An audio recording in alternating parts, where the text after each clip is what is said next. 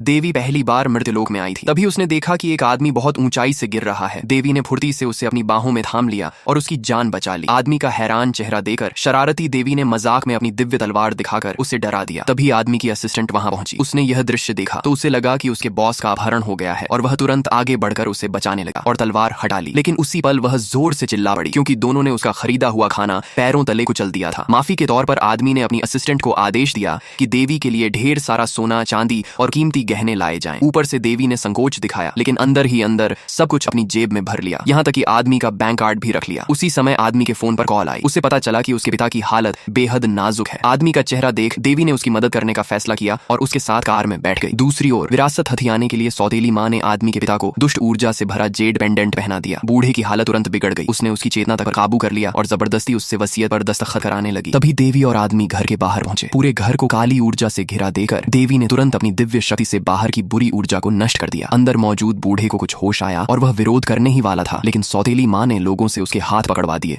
और दस्तखत जारी रखने को मजबूर कर दिया। उसी पल आदमी कमरे में घुसा। वह सौतेली माँ की साजिश उजागर करने ही वाला था कि कमरे की दुष्ट ऊर्जा ने उसे जकड़ लिया। देवी आगे बढ़ी और उस पर आने वाली काली शक्ति को रोक लिया। तभी सौतेली माँ ने एक बटन दबाया। अचानक बूढ़ा उठ खड़ा हुआ और अपने बेटे को वहां से जाने का आदेश देने लगा। देवी समझ गई कि कुछ गड़बड़ है। उसने तुरंत मंत्र पढ़ा और अपनी दिव्य शक्ति सक्रिय की। बूढ़ा तुरंत गहरी नींद में चला गया। फिर देवी ने कुछ पत्थर निकालकर बिस्तर पर रखे। वे पल भर में एक जादुई जन में बदल गए। बूढ़े के शरीर से दुष्ट ऊर्जा तेजी से खत्म होने लगी। सौतेली माँ ने देवी पर बूढ़े को नुकसान पहुंचाने का झूठा आरोप लगाने की कोशिश की, लेकिन अगले ही पल बूढ़ा पूरी तरह होश में आ गया। उसने तुरंत सौतेली माँ को घर से बाहर निकाल दिया। हालात बिगड़ते देख बाकी लोग भी एक एक कर भाग निकले। देवी की असली पहचान क्या है, आगे क्या होगा, नेक्स्ट पार्ट देखने के लिए चैनल को अभी सब्सक्राइब करो।